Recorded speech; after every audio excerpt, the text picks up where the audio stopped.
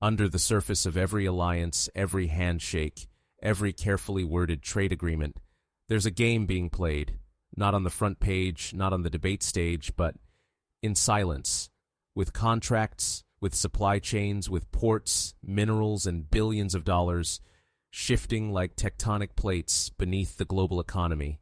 And now something is moving, something big, something no one saw coming because it wasn't loud.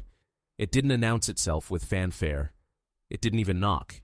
It just walked in. And it might already be sitting at America's dinner table, signing deals, rerouting trade, and rewriting rules. Its name, Canada. That's right. The quiet neighbor, the polite one, the frozen friend to the north who always seemed like a loyal sidekick. Until now. Because something has changed.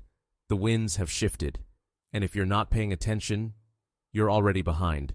Subscribe now and stay with us. Because what you're about to hear could shake everything you thought you knew about North America's power balance. In just a year, while the United States waged tariff wars and wrestled with political chaos, Canada was doing something else. Quietly, methodically, and with chilling precision, it built a new kind of empire, not with armies, but with minerals, electric vehicle plants, and trade routes that now stretch from Yukon to Rotterdam, from Quebec to Seoul. While Washington was busy fighting fires, Ottawa was laying tracks, real tracks, trade tracks, supply chains no one can untangle. And now, the U.S. is tangled in them. Behind closed doors, major retailers like Costco began shifting production northward, CEOs giving quiet interviews about avoiding tariffs by basing operations in Canada, not in China, not in Mexico, in Canada. Why? Because the numbers don't lie.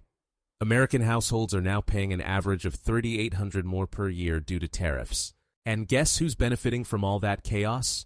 The country that isn't shouting. The country that's simply collecting. But this isn't just a trade story. This isn't just about EVs and rare earths. This is about something bigger. Canada didn't just position itself as an alternative. It positioned itself as essential. Because under U.S. law, EV makers must source minerals from free trade partners to qualify for subsidies. And guess who has the minerals? Lithium, cobalt, nickel.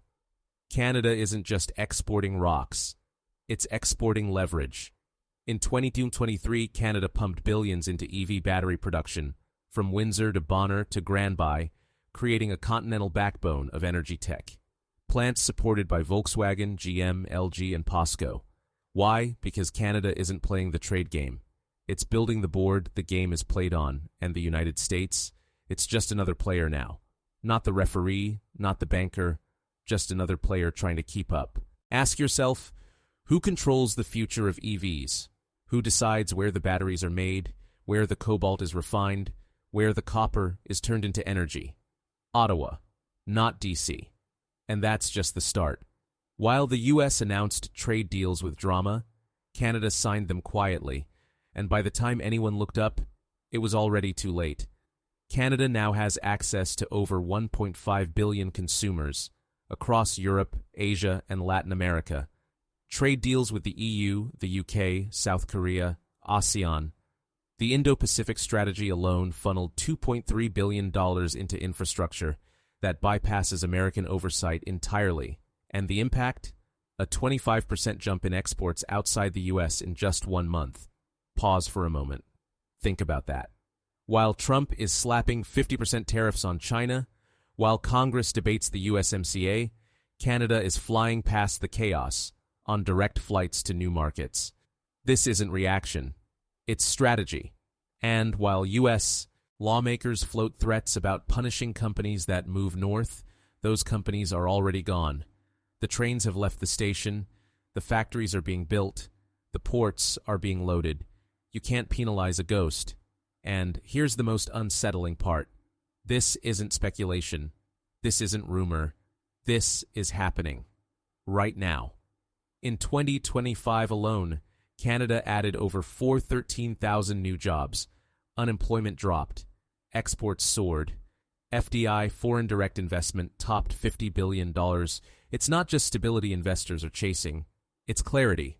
Canada's clarity. While Washington argues about inflation and immigration, Canada is offering something the global market hasn't seen in years: predictability. And now, a chilling truth is emerging.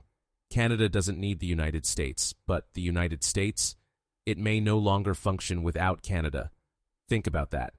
Think about how we got here. And if you're still watching, don't forget to hit that like button and subscribe, because the rest of this story only gets more shocking. Back in Michigan and Ohio, America's auto heartlands are bleeding. General Motors, Ford, their value has dropped. Layoffs are rolling in. Why? Because the supply chains they once controlled are now in someone else's hands. Hands that sign documents in French and shake hands in Seoul. Canada isn't just a partner anymore. It's becoming the architect, the blueprint designer. And every time a U.S. company tries to shift strategy, they find themselves negotiating not with Washington, but with Ottawa. Even the Pentagon knows it. In 2024, the U.S. Department of Defense invested $20 million in a cobalt refinery in Ontario. Let that sink in. America is now securing military-grade materials from Canada, not from home, not from its own reserves, but from across the border. And the Canadians, they matched that funding and smiled politely, because they know. They're holding the cards. This didn't happen by accident. Since 2022, Canada has been quietly cutting red tape, investing in logistics, and positioning its ports and railways as the new arteries of global trade. Centerport in Winnipeg has become the largest inland port in North America, connecting Asia to the American Midwest. In the West, a new nutrient terminal is ready to ship potash to Asia. These aren't announcements, they're commitments, they're operations, and they're already running. And while Ottawa builds, Washington spins. The U.S. may talk about America first, but it's finding itself increasingly second, or third, or, in some cases, irrelevant. That's the dark reality few want to say out loud. But behind the headlines, behind the tariffs, behind the press conferences, America is slipping. Slowly, quietly, like a power outage that no one notices until the lights won't come back on. What happens next? That's the question no one wants to ask. But we must. Will the U.S. try to renegotiate the USMCA? Will it impose penalties on companies that leave? Will it throw more money at reshoring efforts and hope something sticks? Or will it double down on the same strategy that caused this crisis in the first place? Because let's be honest, tariffs feel like control, but they're not. They're fences built after the horses are gone. And while the U.S. builds fences, Canada is opening doors.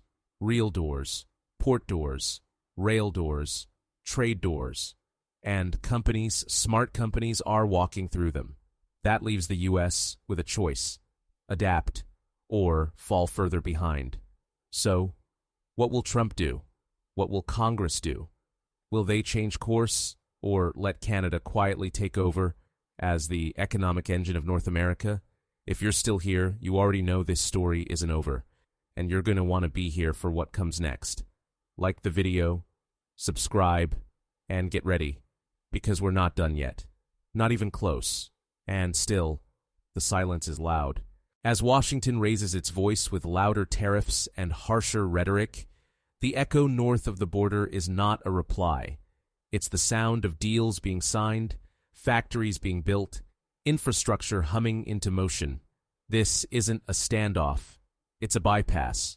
And if America doesn't realize it soon, it may find itself locked out of a party it used to host, because in this new game of trade dominance, the player that speaks the least might just be the one writing the rules, and no one expected it to be Canada. But here we are, not just witnessing a shift, but standing in the middle of a redrawn map where Ottawa is quietly becoming the gravitational center of North American commerce. Why isn't anyone talking about this? Why is no one asking the hard question? What happens when the country you thought depended on you suddenly doesn't? Or worse, when you realize you've started depending on them, and the signs are all around. As U.S. manufacturers slow hiring, Canada's labor market is surging. As political gridlock freezes progress in Washington, new bills glide through Canadian Parliament, unlocking billions for rail expansions, clean energy hubs, and digital logistics. As American tech giants face tighter regulation and backlash, they're quietly investing in Canadian cities, Calgary, Vancouver, Halifax, turning them into hubs of innovation, shielded from the chaos. Toronto, once a secondary option, is now a global AI research epicenter. Montreal has become a fintech magnet. Even rural Alberta is seeing an influx of agri-tech startups funded by European capital. None of this made front-page headlines in the US, but each deal, each investment is another brick in the foundation of an empire being built, not with speeches, but with spreadsheets. So let's ask it again. Why Canada? Why now? And how did this happen so fast? The answer lies in everything the US took for granted. While America assumed its dominance was permanent, Canada planned for a future where it wasn't. While DC argued over stimulus packages, Ottawa streamlined immigration for high-skill workers, creating a pipeline of talent the U.S. tech sector is now chasing. While the U.S. tightened visa rules, Canada offered residency to engineers, coders, and entrepreneurs within 6 months. Who's winning the brain race now? Who's laying the intellectual groundwork for the next generation of tech dominance? It's not Silicon Valley anymore. It's the Toronto-Waterloo corridor. And the numbers don't lie. Venture capital flowing into Canadian startups has tripled since 2021. AI research papers published by Canadian institutions now outpace those in much of Europe. This isn't just a fluke. It's an organized push, funded by a quiet but relentless government strategy. And if you're thinking, surely the US can just reassert control, think again. Because what if this isn't a matter of will, but a matter of timing? Canada didn't just move first. It moved while the US was distracted. Caught between elections, shutdowns, and international spats, Washington missed the moment. And now it's playing catch-up in a game where the rules have changed. While Trump talks about building walls, Canada is building corridors, energy corridors, rail corridors, data corridors. And with each corridor, a new flow of influence begins, of goods, of capital, of control. Did you know that in just 1 year, Canadian data centers expanded their capacity by over 40%, drawing in clients who once relied on U.S. servers? That's not an accident. That's a hedge against political risk. And if you're a global corporation, staring down the barrel of another U.S. shutdown or tariff war, where do you go? You go north. Still with us? Then you're seeing what most haven't. You're looking past the noise, and you're realizing that the center of gravity in North America is shifting quietly but unmistakably. You're seeing that the very tools the U.S. used to dominate, logistics, energy, talent, tech, are being rebuilt in Canada's image. And as much as Washington wants to believe it still controls the future may already be living across the border. So ask yourself, who's really isolated now? Is it the country with 14 trade deals spanning 3 continents, or the one that's renegotiating its own terms because allies are looking elsewhere? And here's another twist: China. While the U.S. ramps up confrontations, Canada is threading a fine but deliberate line, engaging with Indo-Pacific markets without inciting full-scale confrontation. Think about that. Canada is negotiating with countries like Vietnam and India and South Korea on long-term mineral supply and tech access, securing pipelines of materials the U.S. can't touch without triggering conflict. And in the background, Canadian diplomats are drawing lines on maps, routes that bypass American tariffs and funnel products directly from Asia to Europe. How long before even American companies start asking if Canada isn't just a partner, but a safer, smarter HQ for their operations? It's already happening. Amazon's expansion in Vancouver, Tesla's supplier diversification into Ontario, Apple investing in Canadian research labs. Each move small on the surface, but together, they spell out a strategy. One where the U.S. becomes optional. Not irrelevant, but optional. And in global trade, optional isn't far from replaceable. So what do we do now? What does the U.S. do when its economic twin becomes its rival? When the handshake across the border starts to feel like a power shift, when investors start checking Ottawa before they call D.C. Do we retaliate? Or do we adapt? Do we isolate further behind tariff walls, or do we finally admit loud policy doesn't beat smart strategy? You need to ask yourself this, because if we're not careful, we won't just lose a partner, we'll lose control. And by the time anyone in Washington realizes what's happened, it might be too late. Canada won't need to take over anything, because by then, it will have already replaced the US in the rooms where the future is decided. Let us know what you think. Is this Canada's moment? Or is the US ready to fight back with a new plan? Drop your thoughts in the comments, like this video, hit subscribe. Because in the next part, we're going even deeper. We're going to show you exactly how Canada's quiet power play could trigger a geopolitical aftershock across the world. And trust us, you don't want to miss what's coming next. So here we are, the final phase of a story that no one expected, and still fewer are willing to admit. A reversal not of fortune, but of expectation.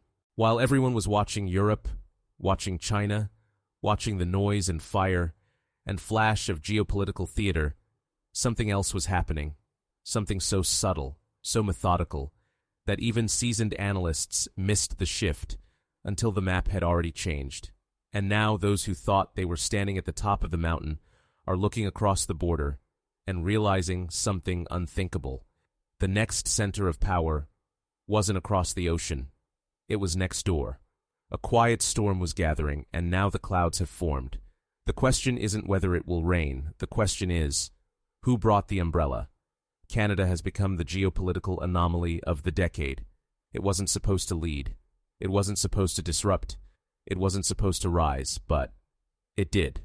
Not by conquering territory or flexing military muscle, but by conquering supply chains, controlling narratives, and flexing the one muscle that truly matters in the 21st century: resilience. And as Washington reels from the blowback of its own economic policies, from inflation spikes to workforce contractions to unpredictable trade relations, Canada isn't just reacting, it's capitalizing. It's becoming the insurance policy of the Western world, the contingency plan that global corporations and governments now keep in their back pockets. Because when things go wrong in Washington, the first call isn't to Beijing, it's to Ottawa. And maybe that's the most astonishing part. Not that Canada rose, but that it was ready. While the US slashed diplomatic budgets and waged tariff wars, Canada expanded embassies, strengthened diplomatic ties, and hosted global summits that positioned it as a credible broker in conflicts the US no longer has the clout to manage. From Arctic governance to Indo-Pacific trade alignment, Canada has become the diplomatic conduit between East and West, North and South. It speaks every economic language now: energy, data, minerals, tech, and it translates them with precision.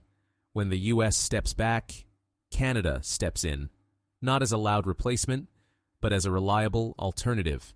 And that brings us to the tipping point, because the shift we're witnessing isn't just about who exports more nickel or who builds the next Tesla battery plant. It's about who gets to shape the rules of the next economic order. Who sets the standards for green energy infrastructure? Who defines the ethical parameters for AI deployment? Who controls the rare minerals that feed the next generation of weapons and vehicles and data centers? These are not hypotheticals. These are questions being answered in real time, and every answer, more often than not, leads back to Canada. And let's not ignore what's coming. The energy revolution is not tomorrow. It's now. Canada's Arctic oil reserves, its hydroelectric capacity, its green hydrogen initiatives, all of them are suddenly not just domestic talking points, but global lifelines. As energy volatility grips Europe and Asia, as oil prices continue their unpredictable swings, Canada becomes more than a supplier. It becomes a stabilizer. Nations are forming bilateral deals not because they want to, but because they have to.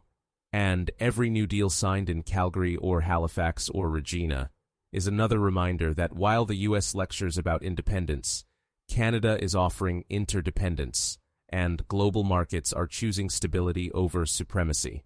Meanwhile, America's response, still loud, still chaotic, still rooted in the language of dominance, but that language is starting to feel dated. when tariffs turn allies into adversaries, when trade walls create more damage than defense, when political deadlock makes it impossible to act with coherence, markets respond, and not in Washington's favor. Global investors are not waiting for the U.S. to fix itself. They're moving their money, their talent, their headquarters, and, more often than not, they're moving it north. It's not just Tesla. It's not just Apple. It's not just Amazon. It's dozens of high-tech manufacturers, clean energy firms, logistics giants, and agribusiness titans who are quietly establishing new roots in a country they once viewed as a supplement and now see as a solution. Even financial institutions are adapting. Major American banks are expanding their Canadian operations, not because they want exposure to Canadian customers, but because they want exposure to Canadian stability. When the next shock hits, and it will, they want to be anchored in a jurisdiction that won't turn policy into performance art. And so we come to the moment that many feared and others still deny. The moment when America, by holding so tightly to yesterday's tools, protectionism, isolationism, political brinkmanship, may have inadvertently handed tomorrow's keys to the one country it never expected to compete with, not China, not Germany, not India, but Canada. And this raises the question no one in Washington wants to answer. Can the United States even afford to compete with Canada? Not in terms of raw GDP or military spending, but in agility, in trust, in the long game. Because here's the terrifying truth. Canada may not have the largest army, but it doesn't need one when it controls the battery minerals for your jets. It may not have the largest economy, but that doesn't matter when it can redirect your supply chain with one policy shift. It may not have the loudest voice at global summits, but it's the one diplomats actually listen to. So where does that leave us? What does the next decade look like if this trajectory holds? Will we see a full inversion, where Canadian cities overtake U.S. cities as centers of finance and technology? Will Vancouver and Montreal become the new San Francisco and Austin? Will Toronto start dictating monetary trends that ripple back across the border? Will the U.S., in a final ironic twist, find itself needing to harmonize with Canadian trade rules just to stay competitive in its own hemisphere? Or will the U.S. wake up? Will it realize that the only way to keep pace with a rising neighbor is not to contain it, but to collaborate with it on new terms? Will American policy finally shift from confrontation to coordination, from tariffs to trust? Because one thing is becoming clear. If it doesn't, Canada won't wait, and neither will the rest of the world. This is the new landscape. Unannounced, uncontested, unfolding faster than anyone thought possible. Canada didn't ask for this role, but it accepted it. And now the world is responding. So tell us, what do you think? Is this the dawn of a new era? Is Canada reshaping the global economy without firing a single shot? Or will the U.S. find a way to pull back control before it slips too far? Leave your thoughts in the comments. Hit like if this opened your eyes. And don't forget to subscribe, because what's coming next might just make this power shift look like the calm before the storm. The future is being written right now. Question is, who's holding the pen?